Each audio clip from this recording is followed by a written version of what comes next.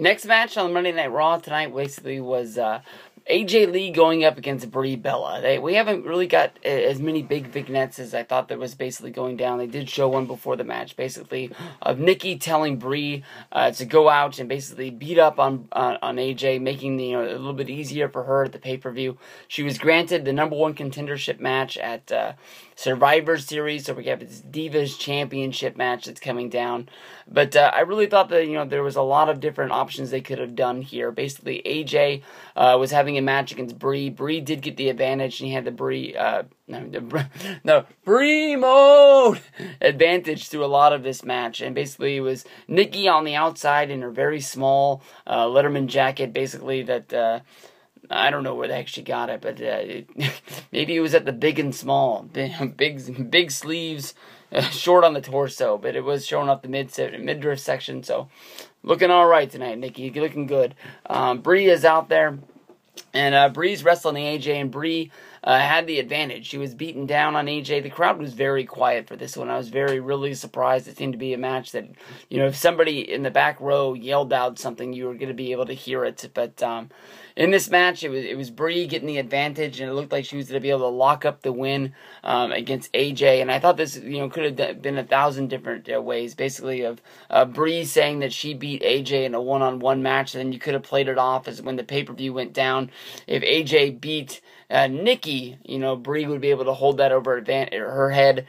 Basically, she would be able to become the new #1 contender. She could slide into that spot, having a match with AJ, and basically, then Nikki, who put her through this month of torture, was going to be able to do it. But basically, as Brie had AJ up. She listened to Nikki on the outside. It was yelling advice that basically didn't need to be said, and just got into Brie's head, confused her.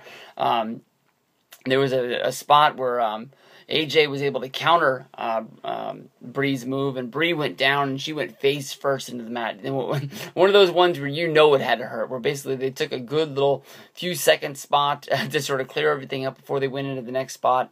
I don't know if Brie went into the corner and adjusted her nose, but it looked like it took a blunt of the hit there for you. In this one, it was basically AJ locking in the Black Widow on Brie, making her tap out. And after the match, basically, Nikki came in and attacked AJ, laying her out, calling her sister a loser, and picking up AJ and hitting her with a rack attack, and telling Liverpool that is how the winners do it. Basically, this is a match at the pay-per-view that I think is going to be pretty good. We're going to have to see how Brie's going to play in on the outside. I haven't counted out at the days, but it would be funny if maybe it was almost like the Jeff Jarrett deal, where Jeff Jarrett was going to drop the Intercontinental Championship, for the WWE to China, and it just happened that, his contract expired on a Saturday, and his pay-per-view was on a Sunday, and sort of, the contract expired, and nobody really noticed, so maybe, you come down to the thing where Nikki thinks she's got Brie in her back pocket, and it just happens to be the day that the contract expires, because it's been 30 days, and Brie is able to not do what Nikki says, cost her the match, and, well, what am I doing? I'm talking myself into another Bella versus Bella feud. I don't know about this. This match was good, it wasn't great, but it was a fun match for Monday Night Raw.